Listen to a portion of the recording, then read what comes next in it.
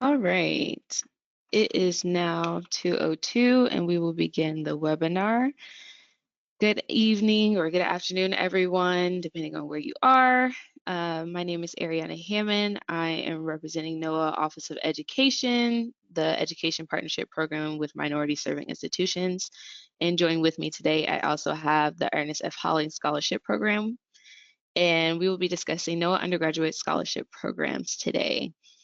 I wanted to note that as of right now, this recording has begun, and we will conclude the recording at the end of the session right before the Q&A. For all questions, we ask that you hold your questions until the end of the presentation. And if you have any questions, you are free to use the chat to jump in, and at the end, we'll acknowledge all the different questions and give responses. Okay, so as a poll, I'm gonna launch this now. We wanna know, what is your role? Are you student, faculty, recruiter, or NOAA partner in attendance today? So I'm gonna leave that open for about a minute, and we love to see your responses. All right, 88% students. That is wonderful to see. Thank you to those who are participating on behalf of NOAA, as well as some faculty and recruiters. Good to see that as well. At 2:04, I'll close the poll.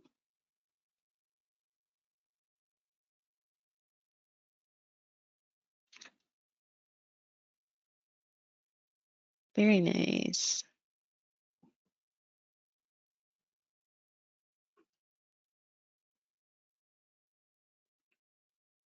All right. It is now 2:04, so I will close the poll. Thank you all that responded. So jumping into the webinar today, a little bit about myself. I am Ariana Hammond. For those who are looking at my screen seeing who's talking, I know it notes Natasha White. She was previously a part of this program and has transitioned into another role. But I am Ariana Hammond. I attended Savannah State University. I obtained my Bachelor's of Science degree in Marine Sciences. I am so happy to share that I am also a product of the Educational Partnership Program with Minority Serving Institutions. While I was in undergrad, I served 2 internships, one in Laguna Beach, California, and another one on Cape Cod, Massachusetts. I was studying marine mammal behavior specifically, and I had fantastic opportunities that also led me to where I am today, working for NOAA in the Office of Education. So I speak highly of both of these programs, which they're 2 unique programs and opportunities that I'll be discussing today. And I hope you have your notes handy to write down all the details of these programs. So getting into the National Oceanic and Atmospheric mission and vision. As far as the mission, we are science, service, and stewardship focused. We're understanding and predicting changes that are ongoing with our climate, weather, oceans, and coasts. As far as our vision for the future, we want healthy ecosystems, communities, and economies that are resilient as things change in our future moving forward.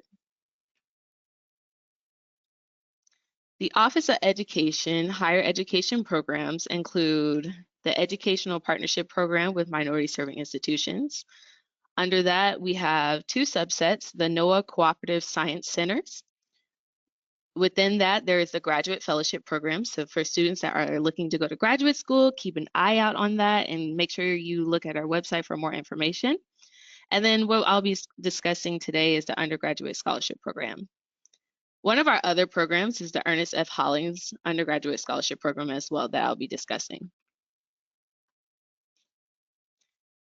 The EPP MSI program, which is the Educational Partnership Program with Minority Serving Institutions, I'll refer to it throughout the presentation as EPP MSI, is an undergraduate scholarship founded in 2001 to support training and graduation of students and increase participation of students from traditionally underrepresented minority communities. So far, we have had 294 students that have been supported by this program, one being myself, and 75% of our scholars also have been able to pursue a graduate degree. And here we have a picture of our 11th class of 2024. And for the Ernest F. Hollings, this is another undergraduate scholarship program established in 2005 with a focus on training in no emission sciences and increasing environmental literacy. They have supported 2,052 students thus far over 350 universities, and 75% have also pursued a graduate degree. Here are some of our wonderful line offices within NOAA. We have 6, the National Ocean Service, National Marine Fisheries, National Weather Service, National Environmental Satellite and Data, as well as Information Service, NOAA Research, and then the Office of Marine and Aviation Operations.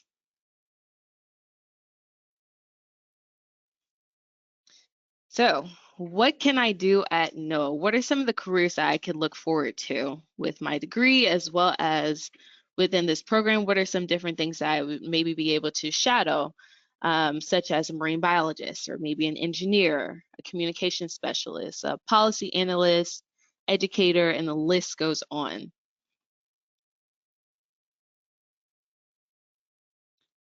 As a high-level overview, this is a snapshot of NOAA student opportunities. I want to make reference to the website that's at the bottom of the page. That will link you to multiple opportunities that are not all included on this page, but just as a highlight, there are some internships on the right, and on the left, there are some scholarships and internships, which are the 2 programs that I'm discussing today. These are great opportunities. All of these opportunities do have different criteria, different eligibility requirements, as well as different deadlines. So please pay attention to the specifics on the website. For the EPP MSI Undergraduate Scholarship Program, as an overview, applicants must attend an accredited minority serving institution as defined by the Department of Education. The minimum GPA requirement is a 3.2 out of a 4.0 GPA scale. Selected students receive 2 paid summer internships and academic stipends. There are also required junior and senior year activities that will be conducted throughout the fall and spring semester. You have to be a U.S. citizen or nationals may apply, and there's also an interview conducted if you're recommended for further consideration.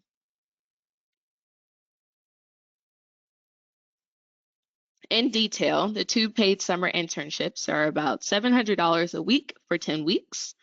Tuition support of $9,500 for the 2 years, well, per year for 2 years, excuse me. Travel support for 2 scientific conferences, as well as your internship site visits. But you must be enrolled in a minority serving institution. A minority serving institution includes a HBCU or a Hispanic serving institution, a predominantly Black institution, and the list goes on. Eligibility requirements, I stated before, you have to be a U.S. citizen or U.S. nationals in your 2nd year of a 4-year program or 3rd year of a 5-year program. And your major must be in a no emission STEM field. Huge note at the very bottom of the page. Applications are currently open. However, for the class of 2025, this will close January 31st, 2025 at 11:59. I'm going to note that again. Applications close January 31st, 2025 at 11:59 Eastern Time. Okay, now Hollings USP criteria. Applicants can attend any accredited institution of higher education. The minimum GPA requirement is a 3.0 on a 4.0 GPA scale. Education majors are also eligible, and students receive 1 paid summer internship and academic stipend, and this is for U.S. citizens only. Getting to more detail of the Hollings Undergraduate Scholarship Program. The 1 paid summer internship includes $700 a week for 10 weeks, tuition support up to $9,500 a year for 2 years, travel support for 2 scientific conferences and internship site. And again, the eligibility requirements You must be a citizen, a U.S. citizen, second-year student in a 4-year program, or third year in a 5-year, minimum 3.0 GPA, and again, major in a NOAA mission STEM field. Okay, so now we're going to jump into the scholarship application components. When you click on our website to apply for the undergraduate scholarship programs, it will lead you to this site. Again, there's a huge highlight of Friday, January 31st, 2025 at 11:59 p.m. Eastern Standard Time. The application portal will close. You will create a sign-in, which basically same thing as any other login, first name, last name, email, password, security questions.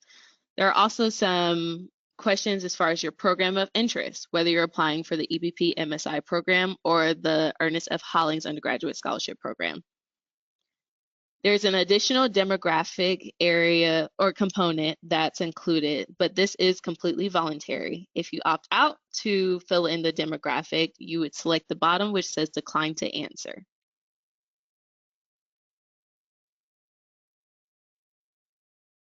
Okay. There are some eligibility criteria as far as if you're a U.S. citizen. If you are considered a junior as it relates to your transcript, and what's your GPA? Do you have a 3.0 or a 3.2 or higher? This criteria is extremely important because this will note whether you're eligible for the programs or not.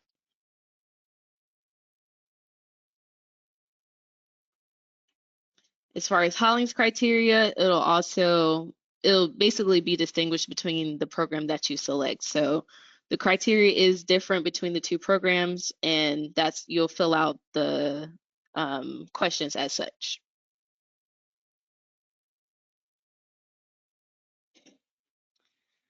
Okay, eligibility criteria in regards to majors. This is an example of some of the majors that some of our students have as far as physical sciences, life sciences, engineering, mathematics, policy, education. We want to note that for education majors, that's for Hollings program only. And just to give you a gist, again, it is a NOAA mission aligned major. So if you are able to successfully state why your major aligns with the NOAA mission, then that sounds like you would be an applicant that could be considered.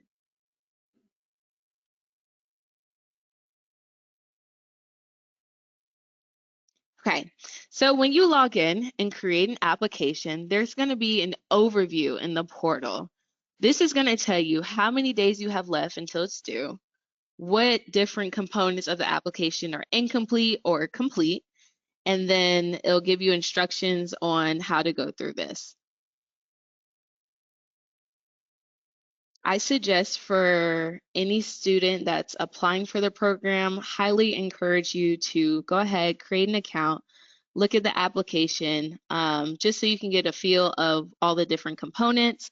Make sure that you give yourself enough time to complete each component and properly prepare. One of the components is your general info, just an overview of your name, your field of study, your degree, your GPA. One of the major components is that we require students to have health insurance. So please make sure you keep mind of that. And if that's something that you don't have, we encourage you to speak with a family member or someone that's assisting you with this application on different methods to go about that. Under education, you'll have your semester hours or quarter hours. The institution, let's say, for example, you attended a community college and then you transferred to a 4-year institution. That information will be uploaded here. And as a highlight, it's an official transcript. We cannot take anything else besides an official transcript. And that is due at the deadline, January 31st at 11:59 p.m. You will not be able to submit anything via email or any other system after the fact.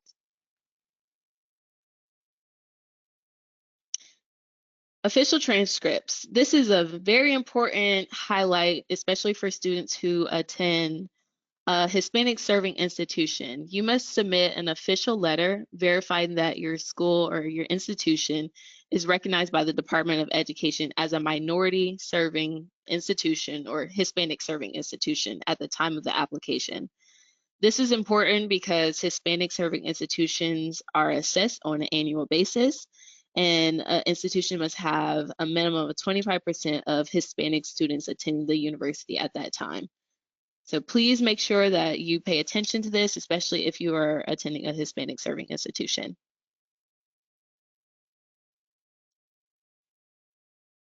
Okay, so this is the fun part of the application that I like to think is fun, where we get to know a little bit more about you as a student, your academics and non-academic, your extracurricular activities, whether that's different programs or involvement in service organizations or community service, or if you're part of the honors society.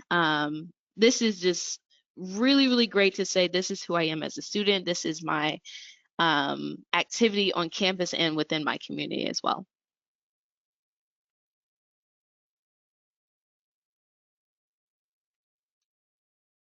Okay, so we have a component of the application process that includes references. There are 2 references that are required.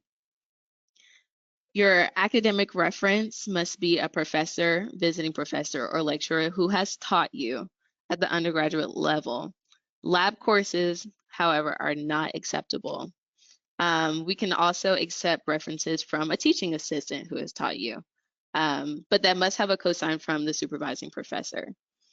Some of the alternate references that you can look for are mentors from your jobs or internships, maybe your volunteer experience. You might have your director of the organization or the public service activity, or any competitions. Maybe you attended a Stingray Bowl or a spelling competition. You have a mentor within that organization. Those are different types of alternate references.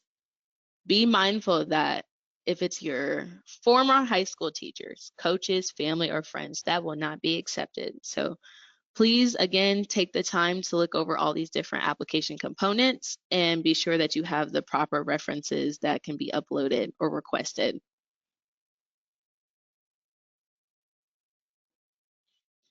One of the biggest components of the application is the short answer questions. I think this is where it takes a lot of time to make sure that you're very detailed, that you get to share who you are as a student, who you are as a person, what you're doing in your community, how this program can be a benefit to you. And this is where we really get to know you. This is something that we get to experience you as a student in a virtual platform and see who are the best candidates for this program. Highly encourage students, when you're going over your short answer questions and your responses, be sure to have someone check through this, double check through it, triple check, whether it's your mentors, your professors, friends, family, because there's a lot of different things that could be easily missed, or they may be able to say, hey, this is a great quality that you possess that I think you should really share. So again, make sure you properly prepare with your timing.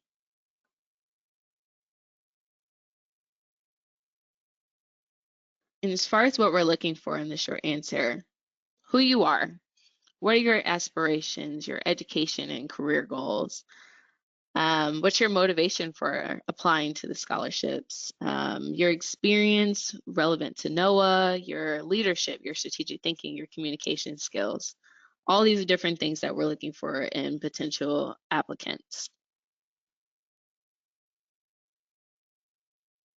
So at the very, very end of the application, you will have to certify that all the information that you have submitted or that has been requested is accurate and correct, and that you have read everything and you certify that this is your application. I would also like to note that in this same page, the very last page, if you are eligible for both the EPP MSI Undergraduate Scholarship Program as well as the Hollings Program, you'll select a box at the end that says, yes, I would like my application to be considered for the following. In the beginning, let's say, for example, you select that I would like to apply for the Ernest F. Hollings Scholarship Program. At the end, it'll say, yes, I would like to apply or be considered for the EPP MSI program. And it would be the opposite depending on whatever you select in the beginning. Highly encourage students to apply for both if you're eligible for both. It does not hurt you at all. And if you have higher chances of being in one of the programs, I would take that risk, or take that chance rather. Okay. So how do we evaluate all these different components, and what is the review? So the EPP, MSI, and Hollings program, we conduct a team review at the end once everything is submitted. Again, that deadline is January 31st at 11:59 p.m. Eastern Standard Time. And then we have an administrative review from NOAA Office of Education. After that, we send everything out to some of our line offices, such as National Weather Service, National Ocean Service. And these are people that work within NOAA that volunteer to review your scholarship application, and they score it. So going to the next page.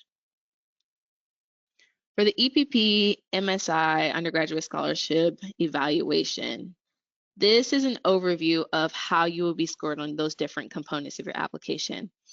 Short answer is 60 points. References are 20 points. Relevant coursework up to 15 points. And let me rephrase that. It is up to that amount of points. So the max amount of points you can receive on these different things are what's listed, but it is up to.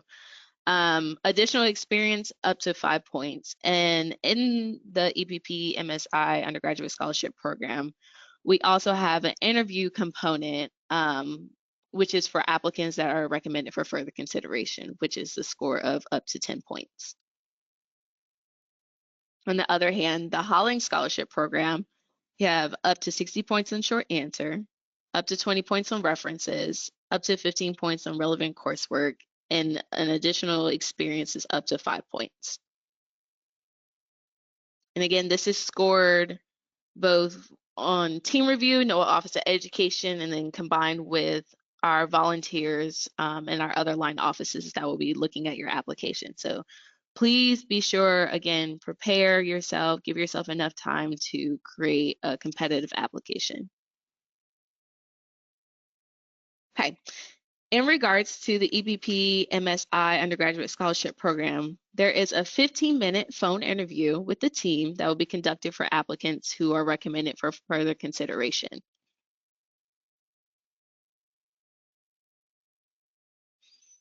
Application tips and tricks. This is one of the biggest things that we see in applications, and we are hoping that none of you all make these mistakes. Please submit an official transcript. Submitting unofficial transcripts will not be accepted at all. And eligible references, making sure that you submit by the application deadline. We highly encourage students to submit their references by January 24th, just to give yourself enough time. However, the deadline officially is January 31st. And then again, those alternate references, making sure that it's not a high school teacher or a coach, a family member, or a friend. And then one of the biggest mistakes that you can make is last minute preparation. Even if you create a sign-in and then you go back to fill out all the application components a week before, do not do that to yourself. Give yourself time, create a sign-in, look at the different components and see what all you can fill out, have people check it, double check it, triple check it moving forward. Choosing strong references is huge. Again, we send out these applications for review and scoring from some of our volunteers that work for NOAA and other line offices. You want to make sure that when they're reading your references, they're seeing someone that can articulate your strengths, your skills, that genuinely knows you and can speak to your qualities and your character. Going for people that you work with over just the big name or the department chair that you've never talked to before. Making sure that you're not using family members, friends, high school teachers, or coaches.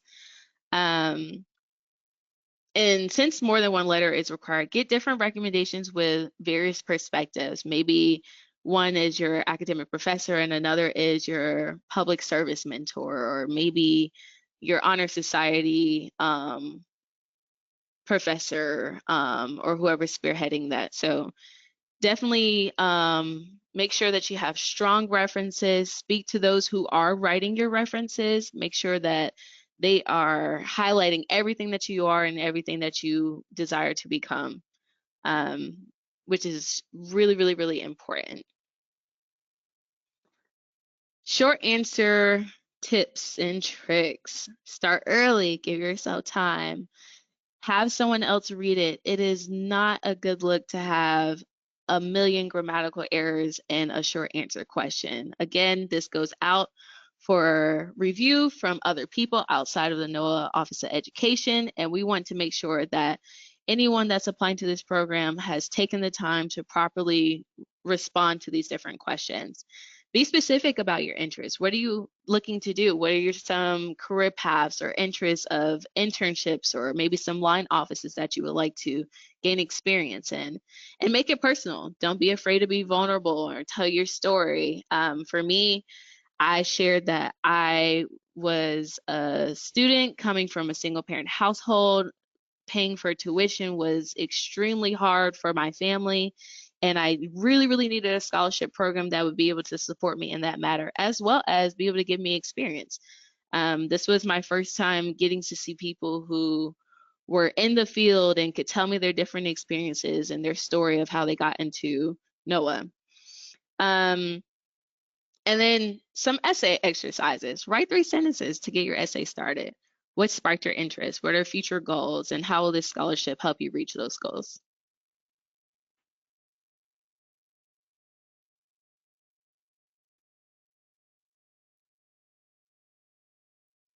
Okay, so do you see yourself as a NOAA scholar? We would love to have each and every one of you apply. I really encourage you guys to apply, especially if you're eligible. Share with a friend, with a classmate. These are phenomenal, phenomenal, phenomenal programs, and I cannot speak enough to how much gratitude and thanks I give to these programs, being a product of the EPP, MSI, and now being able to work for the Office of Education. I would love to highlight 2 students from the EPP MSI Undergraduate Scholarship. They both graduated from, or soon to be graduating. One is class of 2022, and that's some of Martin Gonzalez's experience in his internships, also attending University of California, Santa Cruz. And then Samaj Fielding, class of 2020, now getting her JD at Southern University Law Center. But she started off majoring in environmental science and now has found a way to combine law with environmental science and pursue her goals and dreams. And it's really cool. Moving on to the Hollings Scholarship alumni. This is a picture of a scholar and her mentor who actually ended up with her mentor's job 6 years later. Phenomenal stories. There's a million of these different stories as products of this program, where you'll get to see multiple people that have had this experience where it's put them in life and the trajectory of their careers moving forward have been very successful. Here's a picture from this past summer during our symposium week of our current EPP, MSI, and Hollings scholars. This is both 2023 and class of 2024, and they're all featured in this picture. And here is some of our contact information if you would like to reach out to EPP MSI, as well as Ernest F. Hollings Scholarship Team. We also have our NOAA Office of Education website and a link on how to apply. as well as our EPP, MSI, USP website, as well as Hollings website.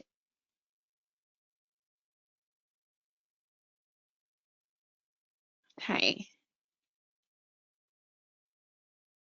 So that concludes the informational. I am going to go ahead and stop recording.